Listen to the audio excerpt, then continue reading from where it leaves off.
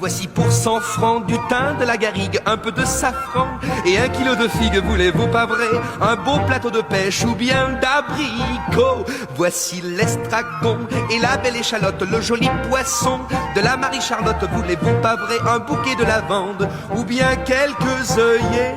Et là, ça a commencé à la fin du 19e siècle pour remplacer un marché qui était présent historiquement à Narbonne sur l'actuelle place de l'Hôtel de Ville. Ça s'appelait à l'époque la place aux Herbes.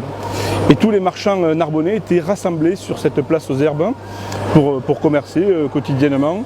Mais le nombre de commerçants et les premiers modes de circulation avec les charrettes et les premiers véhicules motorisés ont rendu un petit peu dangereux cette installation, et donc il a été décidé de construire des halles à Narbonne. Alors, ça a duré à peu près une trentaine d'années, depuis 1870 jusqu'à l'ouverture le 1er janvier 1901, avec des débats, avec des appels de concours d'architectes, pour construire des halles sur le modèle Baltard, tel que nous le connaissons aujourd'hui. Alors le modèle Baltard, c'est une charpente métallique, un bâti en dur à la base.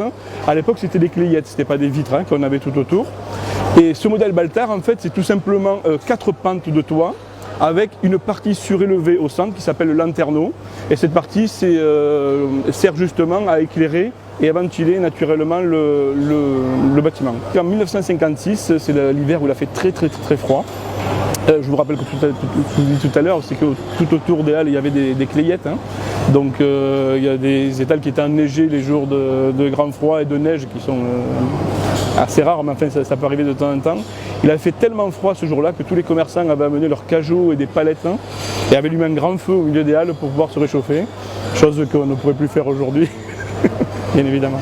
Quelques jours avant l'ouverture, il y a une grande manifestation qui s'est déroulée aux halles, une grande fête de la charité, donc une grande kermesse avec corso de fleurs, avec concerts, fanfares et autres animations, et notamment l'élection d'une muse, donc la muse narbonnaise, Marguerite Ginouillac à l'époque, qui était une jeune fille qui a été élue un peu sur le même principe des Miss qu'on a aujourd'hui. Simplement, elle n'a pas été élue sur ses qualités physiques, mais sur ses vertus. Les Narbonnais sont très attachés aux halles de Narbonne. Je rencontre souvent des Narbonnais qui me disent on n'a malheureusement pas le temps par rapport aux activités professionnelles de venir trop souvent en semaine, mais dès qu'on a de la famille qui vient nous voir à Narbonne, on ne peut pas faire autrement que de les amener aux halles pour leur faire découvrir ce joyau. Donc les Narbonnais en sont, je pense, un petit peu fiers. J'ai hâte, au point du jour, de trouver sur mes pas ce monde émerveillé qui rit et s'interpelle le matin au marché.